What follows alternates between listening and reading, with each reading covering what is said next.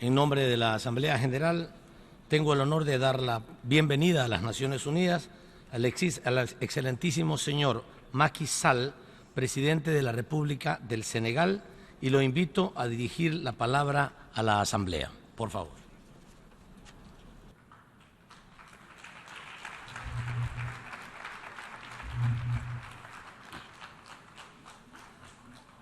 Monsieur le Président de l'Assemblée générale, chers collègues, Mesdames, Messieurs les chefs de délégation, Monsieur le Secrétaire général, Mesdames et Messieurs, Monsieur le Président, le Sénégal, par ma voix, vous adresse ses chaleureuses félicitations et ses meilleurs vœux dans la conduite des travaux de notre session. Nous remercions votre prédécesseur ougandais pour les services rendus à l'Assemblée générale.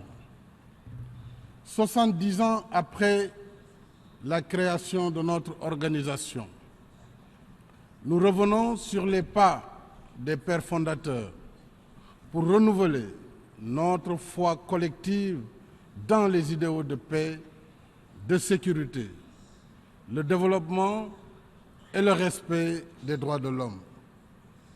Ces valeurs inspirent la mission première de l'organisation, celle de préserver le monde du fléau de la guerre, de créer les conditions nécessaires au maintien de la justice, de favoriser le progrès social et d'instaurer de meilleures conditions de vie dans une liberté plus grande.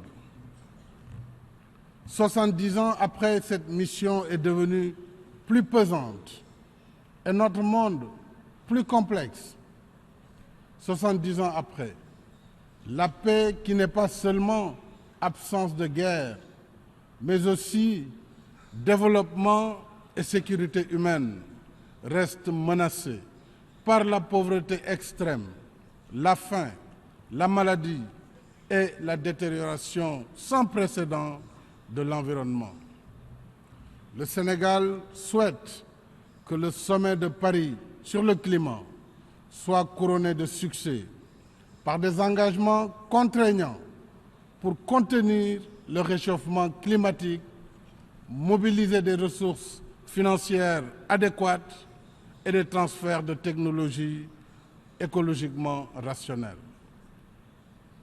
D'autres défis nous interpellent, car le monde peine encore à se débarrasser des masques hideux du racisme, de la discrimination raciale, de la xénophobie et de l'extrémisme violent.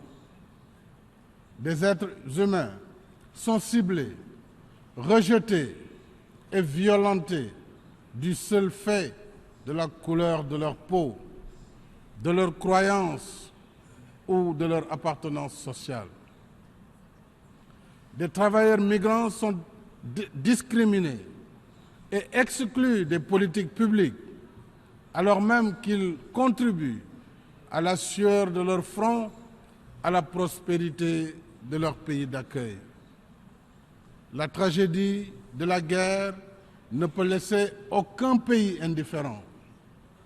En tant que terre d'accueil et d'hospitalité, le Sénégal lance un appel à plus d'ouverture et de générosité aux migrants, qui sont des personnes forcées de quitter leur pays pour sauver leur vie.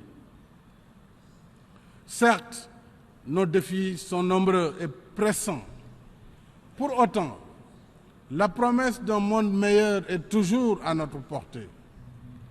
Mais nous la réaliserons en acceptant que le monde est pluriel, que toutes les cultures et toutes les civilisations sont d'égale dignité et que le changement est la principale dynamique qui façonne la marche de l'histoire.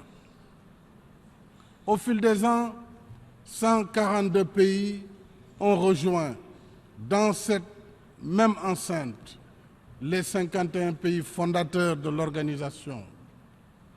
Par la richesse de leur apport, et la diversité de leurs besoins, les États membres confèrent au système des Nations Unies un niveau d'universalité jamais égalé.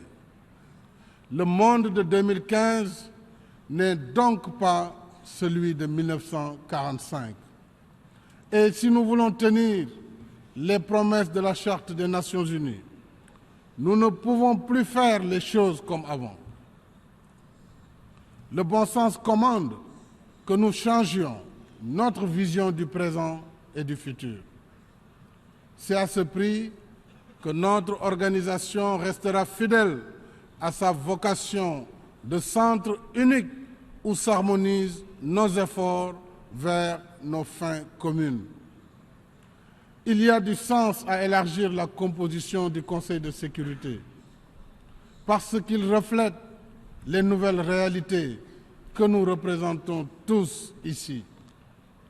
Le Sénégal, candidat cette année à un poste de membre non permanent du Conseil, réaffirme son attachement à la position africaine commune sur la réforme du Conseil, conformément au consensus des Îles-Unis. Il y a du reste à réformer la gouvernance économique et financière mondiale par une représentation plus équitable des réalités nouvelles et l'assouplissement des règles d'accès au crédit pour mettre fin au paradoxe des ressources disponibles mais non accessibles. Il y a du sens à établir, en même temps que la transparence dans les industries extractives, des codes et contrats miniers plus justes et plus équitables, qui rémunèrent et protègent l'investisseur et préservent les intérêts des États et des populations locales. Il y a du sens à lutter de manière plus vigoureuse contre les flux financiers illicites qui font perdre à l'Afrique entre 30 et 60 milliards de dollars par an, soit un préjudice supérieur au montant de l'aide publique au développement. Si l'Afrique percevait la juste rémunération de ses ressources et si elle recouvrait seulement l'équivalent de 17% de ses avoirs frauduleusement placés à l'étranger, elle pourrait solder la totalité de sa dette et financer par elle-même ses besoins de développement. Monsieur le Président, en tant que président en exercice de la Communauté économique des États de l'Afrique de l'Ouest, je suis heureux de dire ici que notre sous-région est constante dans ses progrès. La croissance économique y reste supérieure à la moyenne mondiale. Et l'expérience démocratique, malgré tout, se consolide. Nous sommes tout aussi déterminés à poursuivre nos efforts de paix et de stabilité. Je renouvelle l'attachement sans faille de la CEDEAO à l'accord de paix au Mali, dans le respect de l'unité nationale et de l'intégrité territoriale du pays.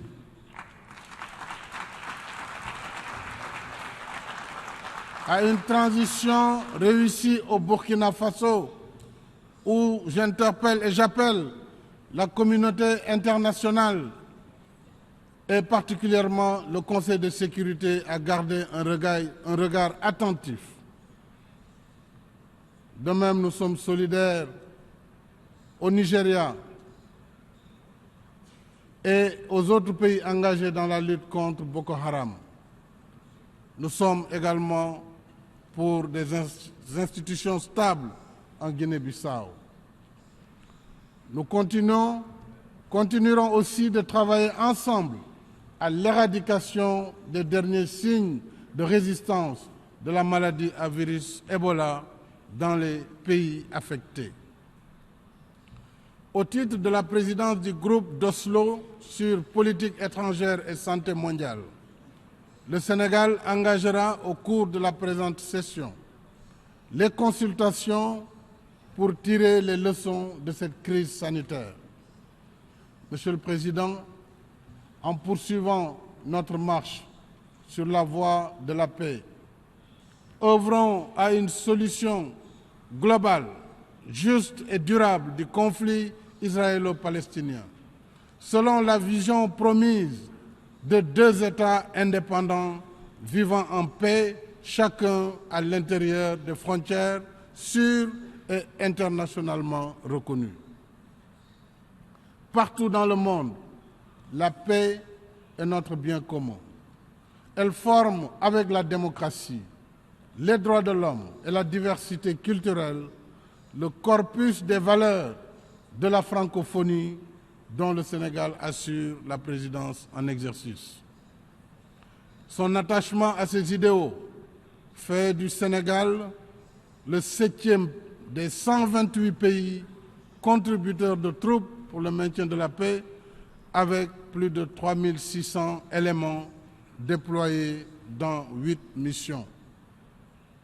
L'année dernière, le Conseil de sécurité a créé une médaille à la mémoire de mon compatriote, feu le capitaine Mbaye Diagne, pour honorer les hommes et femmes qui, au service de la paix, ont fait montre d'un courage exceptionnel. Membre de la mission des Nations Unies pour l'assistance au Rwanda, le capitaine Diagne a perdu la vie le 31 mai 1994 dans l'explosion d'un obus alors qu'il rentrait d'une de ses fréquentes missions de sauvetage sur le terrain. Il avait juste 36 ans et s'apprêtait à rentrer dans son pays. Le Sénégal et sa famille sont fiers que sa mémoire soit ainsi honorée. Nit Nitay Garabam, l'homme est le remède de l'homme, dit une sagesse sénégalaise pour exalter le sens de la solidarité et de la fraternité humaine. Puisse l'esprit du capitaine Mbaye Diagne inspirer notre marche commune vers un monde meilleur, un monde de paix, plus juste et plus accueillant pour tous. Je vous remercie de votre aimable attention.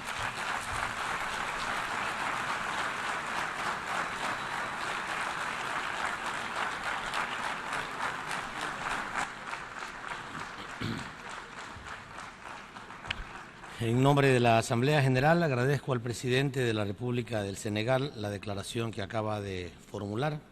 Ruego a los presentes que permanezcan sentados mientras despedimos al presidente.